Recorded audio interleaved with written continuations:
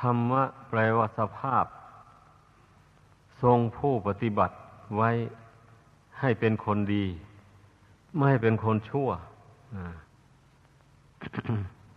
และให้ตั้งอยู่ในที่ดีไม่ให้ตกไปในที่ชั่วมีทุกขติอบายภูมิเป็นต้นนี่นะคำว่าธรรมะในที่นี้หมายเอาธรรมะที่เป็นกุศลไม่ได้หมายเอาธรรมะที่เป็นฝ่ายอกุศลอย่าเพิ่งเข้าใจธรรมชาติคือความดีเหล่านี้นะบุคคลต้องกระทำถ้าไม่กระทำก็ไม่เกิดไม่มีขึ้นพระพุทธเจ้ายังได้ทรงตรัสด้วยว่าเจตนาหังภิกขเวกัมมังวดามิดูก่อนไม่สูงไหนเราตถาคตกล่าวว่าเจตนานั้นแหละเป็นตัวกรรมอันนี้เป็นคำกลางทีนี้เมื่อเราเจตนาชั่วมันก็เป็นกรรมชั่วไปอย่างนี้นะเมื่อมันเจตนาชั่วขึ้นมาแล้วมันก็ทำชั่วพูดชั่วไป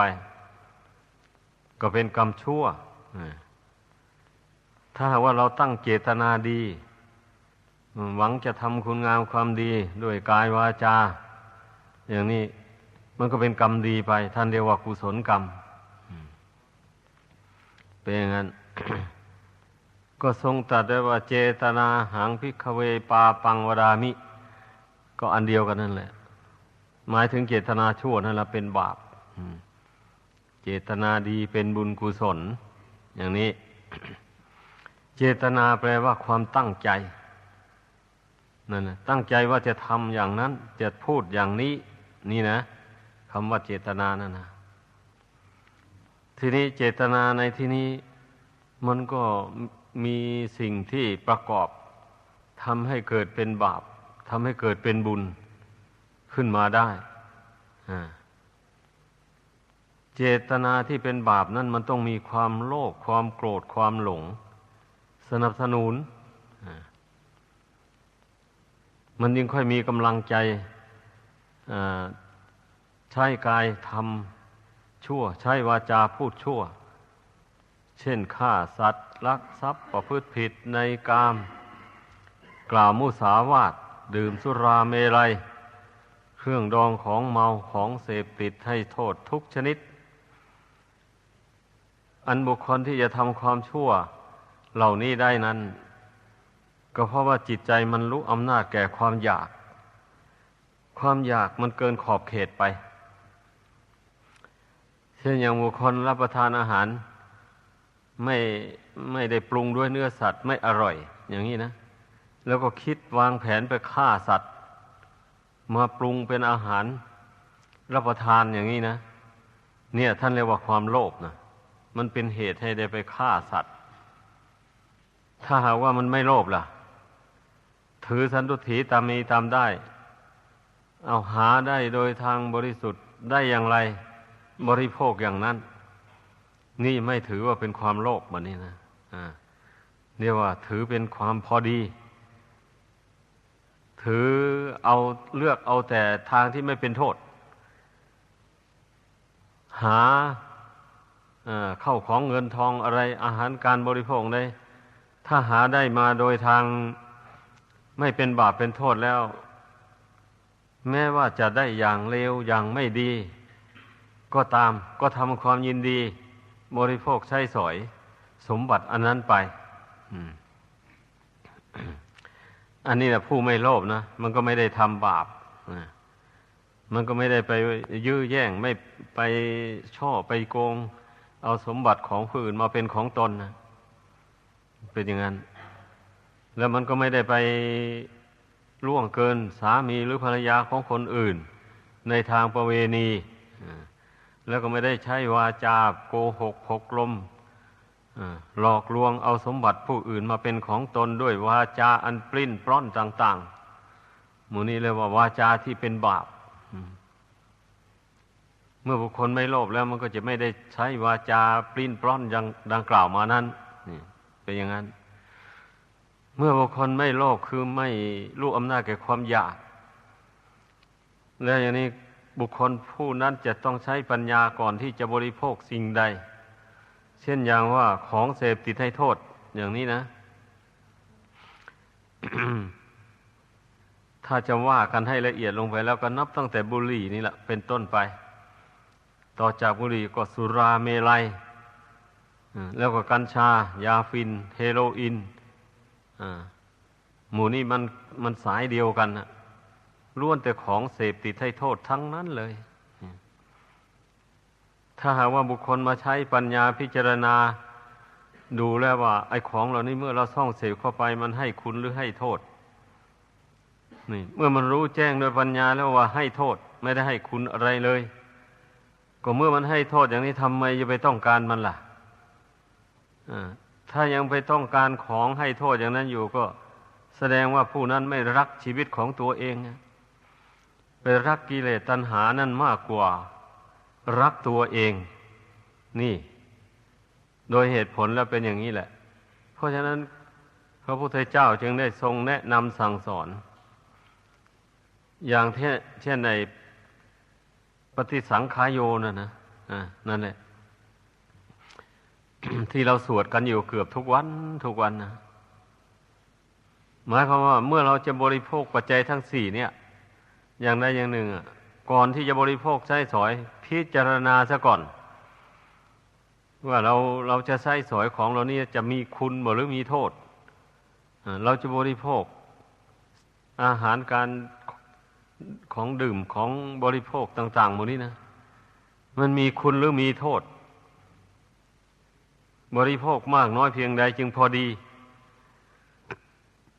อาหารอะไรมันแสลงต่อธาตุขันธ์มีไหมก็ต้องพิจารณาเสียก่อนเมื่อเห็นว่าอาหารอย่างนี้นี่มันแสลงกับโรคมันไม่ถูกธาตุแม้จะอยากอย่างไรก็ไม่รับประทานเพราะว่าเมื่อรับประทานลงไปแล้วมันก็จะไม่ได้รับความสบายทางร่างกายโรคภัยก็กำเริบขึ้นอย่างนี้ นี่แหละพระศาสดาทรงสอนให้พุทธบริษัททั้งหลายนั่นนะมีโยนิโสมนสิการก่อนจะทำอะไรจะพูดอะไรต้องคิดต้องพิจารณาให้ละเอียดถี่ถ้วน ไอเราบริโภคอาหารนี่ก็เพื่อประทังชีวิตเป็นอยู่ไปชั่ววันหนึ่งคืนหนึ่งแล้วก็เพื่อเราจะได้ประกอบกุศลคุณงามความดีบำเพ็ญผู้เป็นนักบวชก็เรียกว่าเราจะบำเพ็ญสมณธรรมให้เจริญรุ่งเรืองขึ้นในจิตใจของตนถ้าเป็นคฤหัสถ์เราก็ต้องรับประทานอาหารนี่ก็เพื่อให้มีกำลังเรี่ยวแรงแล้วก็จะได้ทำการทำงานหาทรัพย์สินเงินทองเข้าของได้มาแล้วก็เลี้ยงตัวบ้างครอบครัวบ้างแล้วก็จำแนกแจกทานไปบ้างทนุบำรุงวัดวาศาสนาบ้างไม่ใช่ว่าเราจะไปหาเข้าของเงินทองมาเพื่อสะสมไว้อวดคนโน้นอ้างคนนี้อย่างโน้นอย่างนี้ไม่ใช่อย่างนั้นพวกของเรานี้ไม่ควรที่จะเอาไปอวดใครหรอกถ้าไปอวดเข้าโจรขโมยมันรู้เข้ามันก็จะมาแย่งชิงเอา นี่เมื่อเราผู้เป็นคฤหัสถ์ครองเรือนนะก่อนจะบริโภคสมบัติอะไรเราพิจารณาเสียก่อนเมื่อพิจารณาตั้งเป้าหมายไว้อย่างที่ว่านั้นแล้วได้สมบัติต่างๆเหล่านั้นมาแล้วเราก็แบ่งสรรปันส่วนทำประโยชน์ดังกล่าวมานั้นให้มันเป็นไปด้วยดีให้สำเร็จประโยชน์ทั้งในปัจจุบันและประโยชน์เบื้องหน้านี่ เมื่อบุคคลมาใช้โยนิโสมนสิการกำหนดพิจารณาอย่างนี้แล้วการดำรงชีวิตมันก็ต้องเป็นไปอย่างราบรื่นแล้วก็ปราศจากโทษมีแต่คุณมีแต่ประโยชน์ชื่อว่าเป็นผู้ทำชีวิตไม่ให้เป็นหมันชีวิตอันนี้เมื่อเราใช้ทำในสิ่งที่ให้มันเกิดเป็นประโยชน์ตนและผู้อื่นมันก็เป็นการพอกพูนบุญกุศล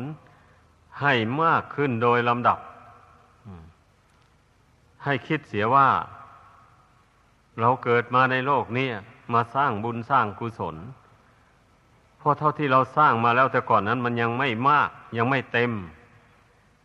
เพราะว่าสร้างบุญกุศลยังไม่เต็มนั่นแหละถึงจ้องได้มาเกิดในโลกนี้อีกแต่ก็ยังดีบุญกุศลยังส่งให้เราได้เกิดมาเป็นมนุษย์นี่ก็ให้คิดถึงตัวเองอย่างนี้ถ้าหากว่าตนมีบาปติดตัวมาแล้วตนจะไม่ได้มาเกิดเป็นมนุษย์นี่เลยจะไปเกิดเป็นอย่างอื่นไปเป็นอย่างนั้นทีนี้เมื่อบุญกุศลนำมาเกิดเป็นมนุษย์ขึ้นมามีอวัยวะร่างกายครบถ้วนอย่างนี้แล้วบางคนสะบัดลืมตัวไปไม่ได้สำรวมจิตใจตัวเองไม่ได้คบหาสมาคมกับนักปราชญ์บัณฑิตไปคบคนพาลเป็นมิตรเป็นสหายคนพาลเขาก็ชักชวนให้ทำแต่กรรมอันชั่วไม่ได้ชักชวนให้ทำกุศลคุณงามความดีชีวิตของผู้นั้นก็เลยอับเฉาลงเหมือนพระจันทร์ข้างแรมนี่เป็นอย่างนั้นเด้ชีวิตของคนเรานี่นะไม่ใช่ว่าเราเกิดมาคนเดียวอยู่คนเดียวเราเกิดมาอยู่ในที่แวดล้อมของคนหมู่มากมีทั้งคนดีมีทั้งคนชั่วถ้าผู้มีปัญญาแล้วก็จะต้องเลือกคบหาสมาคมแต่คนดีคนใดชั่วเราอ่านดูแล้วพิจารณาดูแล้วคนที่เป็นคนชั่วจริงก็เว้นไม่คบหาสมาคม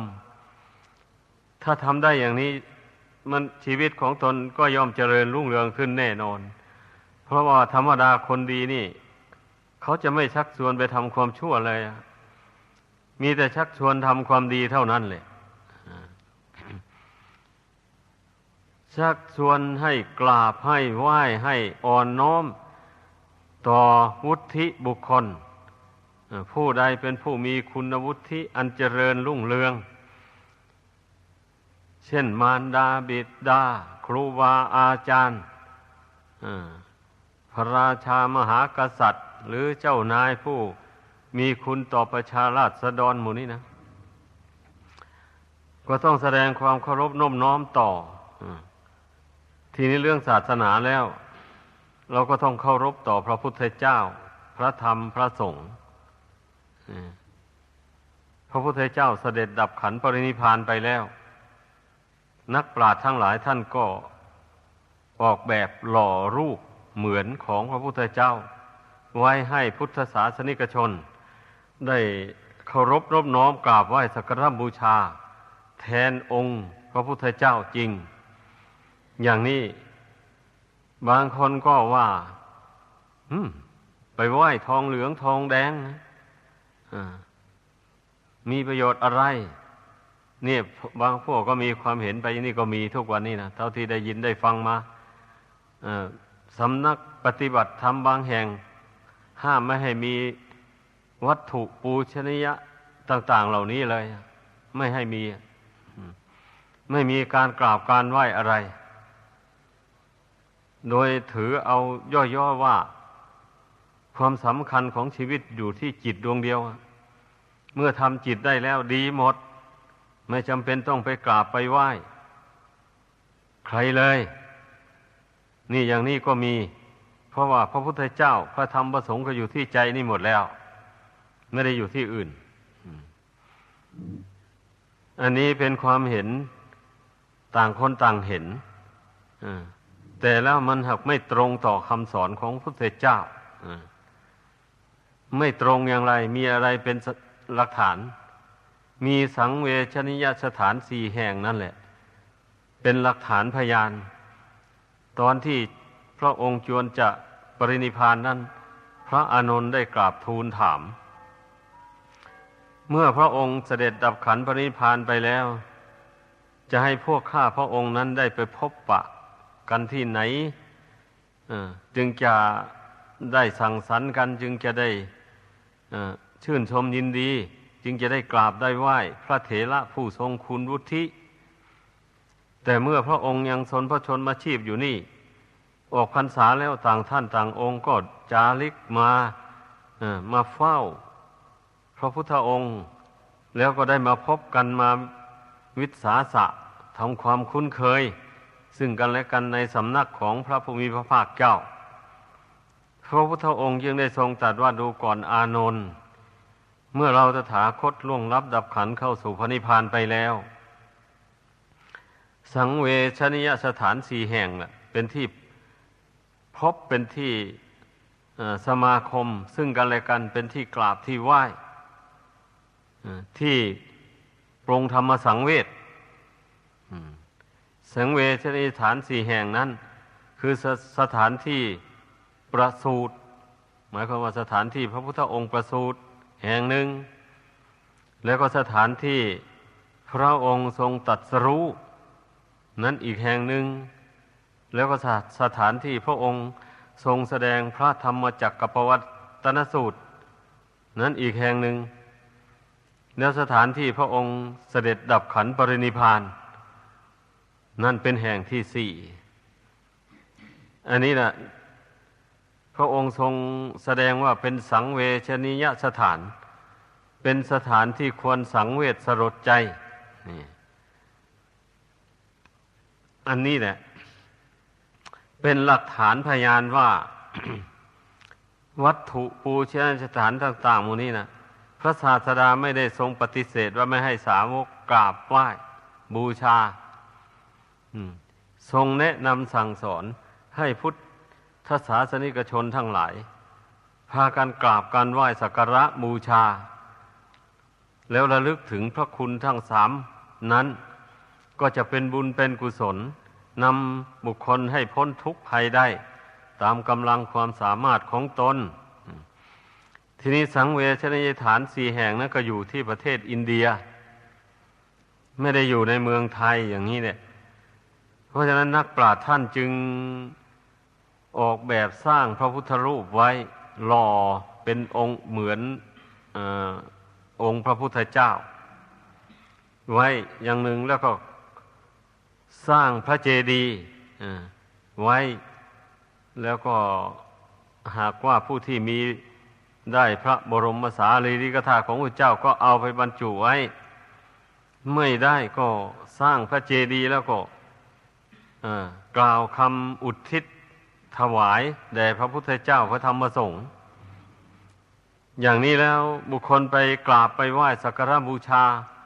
ระลึกถึงพระคุณทั้งสามนั้นเป็นอารมณ์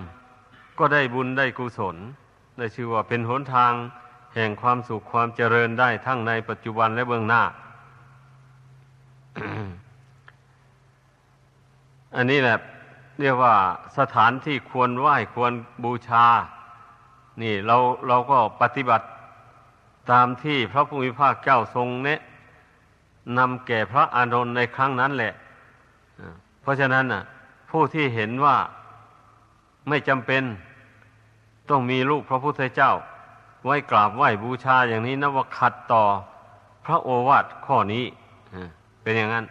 จึงไม่ควรถือเอาเป็นตัวอย่าง ทีนี้การกราบการไหว้นี่ถ้าพูดถึงผลอันสูงส่งแล้วมันก็เป็นเหตุที่จะให้บุคคลผู้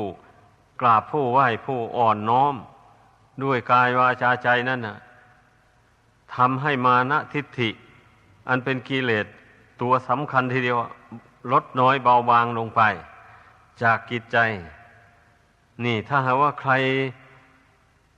คิดสั้นๆอย่างว่านั่นน่ะคนผู้นั้นยอมเต็มไปด้วยทิฏฐิมานะเลยทิฏฐิมานะไม่ได้อ่อนลงเลยเป็นอย่างนั้น ดังนั้นอย่าไปเข้าใจว่าการกราบการไหว้นี่นะได้ผลเพียงนิดหน่อยถ้าเราพิจารณาให้ลึกซึ้งแล้วมันได้ผลคุ้มค่าจริงๆนะเหมือนอย่างแต่ครั้งพระพุทธเจ้าเสด็จไปสู่สวนตาลหนุ่มที่ของพระเจ้าพิมพิสารนั่นแหละเมื่อคนในกรุงก็จะคือไปเฝ้านั้นเขาไม่เคารพไม่กราบไหว้พระองค์ก็ไม่แสดงธรรมอย่างนี้เพราะเขายังถือทิฏฐิมานะแข็งกระด้างอยู่ต่อเมื่อพระองค์ทรงใช้อุบายต่างๆให้คนเหล่านั้นเขารู้ว่าพระองค์เป็นผู้ประเสริฐจริงเขากราบเขาไหว้เขาเคารพนับถือล่ะต่อจากนั้นพระองค์เจ้าจึงได้ทรงแสดงธรรมคืออนุบุพพิกถา มีทานศีลแล้วก็แสดงถึงผลแห่งทานศีลนั้นพาไปเกิดสวรรค์อย่างนี้แหละแล้วต่อจากนั้นก็ทรงแสดงโทษของกามเรียกว่าแสดงธรรมให้สูงขึ้นไปโดยลำดับ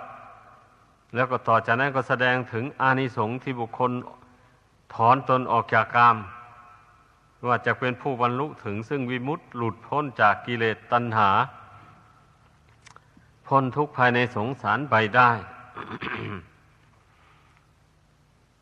นี่แหละที่พระศาสดาทรงแสดงอนุปุพิกถาโปรดพระเจ้าพิมพิสารและบริษัทบริวารครั้งนั้น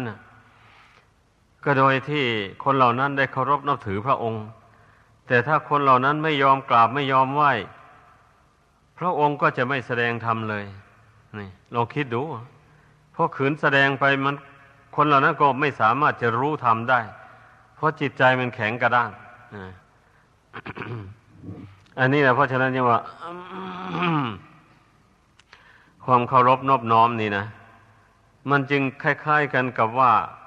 เป็นบทบาทเบื้องต้นของพระพุทธศาสนาเลยทีเดียวถ้าจะว่าไปแล้วนะ เรียกว่าพระพุทธศาสนานี่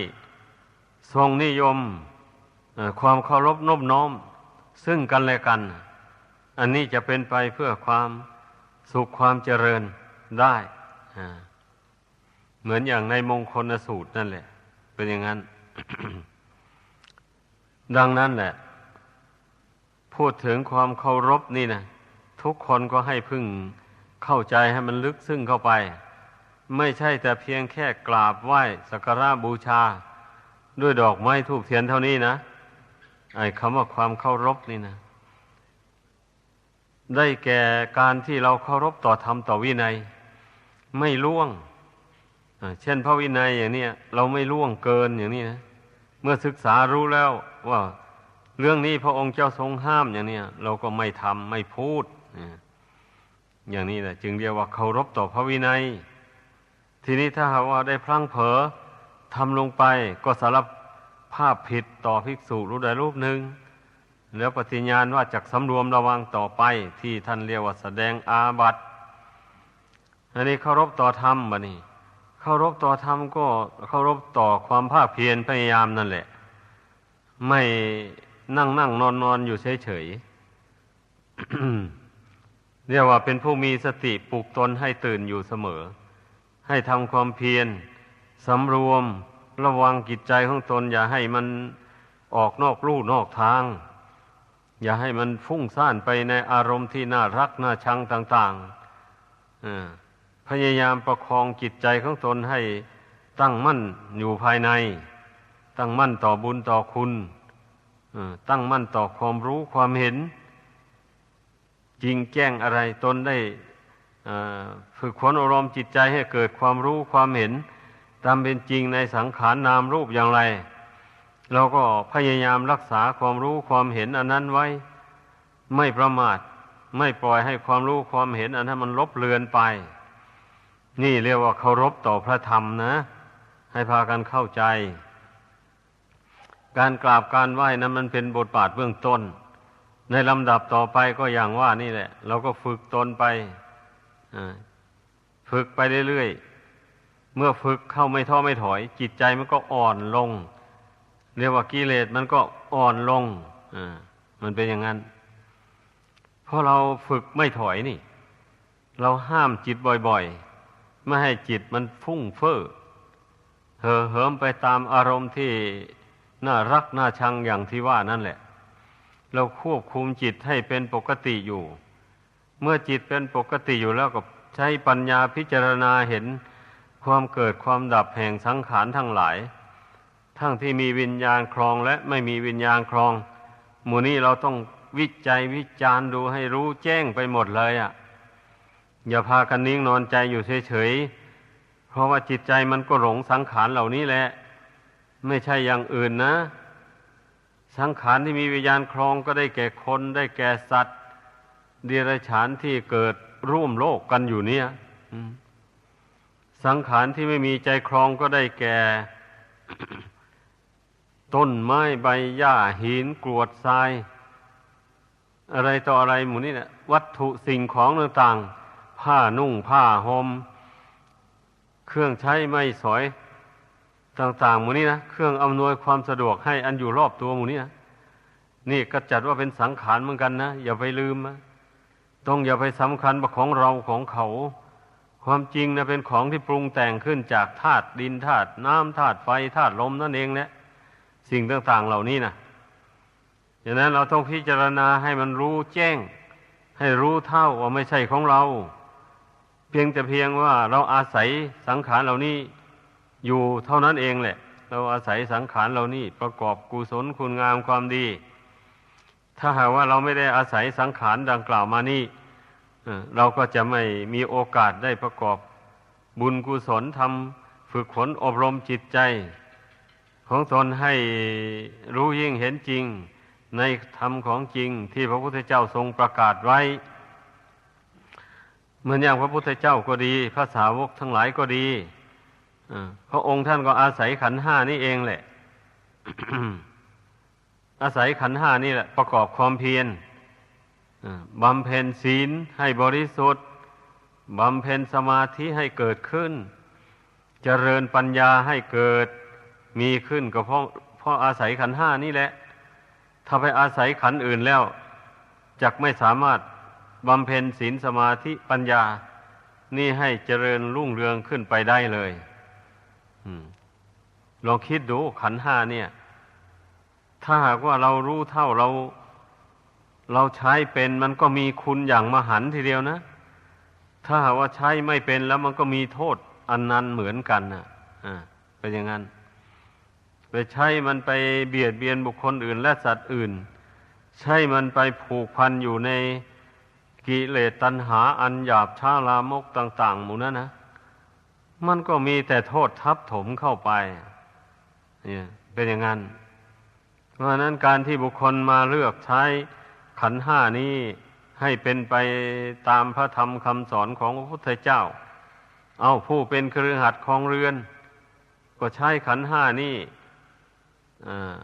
ทำมาหาเลี้ยงชีพโดยชอบด้วยศีลด้วยธรรมด้วยคำสอนของพระพุทธเจ้าพระพุทธเจ้าแนะนำสั่งสอนให้ทำมาหาเลี้ยงชีพโดยทางสุจริตอย่างไรผู้ครองเรือนทั้งหลายก็ต้องทำมาหาเลี้ยงชีพโดยทางสุจริตอย่างนั้นทางใดเป็นทางทุจริตทางที่เป็นบาปเป็นโทษแล้วก็เว้นไม่ทำแม้จะได้มากก็ไม่เอานี่จึงได้ชื่อว่าเป็นผู้เคารพต่อพระธรรมเคารพต่อพระพุทธเจ้าโดยแท้จริงถ้าเป็นนักบวชอย่างนี้ก็ต้องพยายามบำเพ็ญศีลสมาธิปัญญาให้เจริญงอกงามขึ้นในจิตสันดานของตนแล้วพยายามทำข้อวัดปฏิบัติอันใดซึ่งเป็นหน้าที่ของภิกษุสามเณรจะพึงกระทำบำเพ็ญพยายามกระทำบำเพ็ญไปให้เต็มความสามารถไม่เห็นแก่ความยากลำบากเหน็ดเหนื่อยไม่เกียจคร้านตั้งความหมั่นความขยันลงในใจให้เต็มที่อย่างนี้แหละจึงเรียกว่าเป็นผู้รักตนไม่รักกิเลสตัณหาอันมันเป็นบ่อเกิดแห่งทุกข์ดังแสดงมาสมควรแก่เวลาขอยุติลงเพียงเท่านี้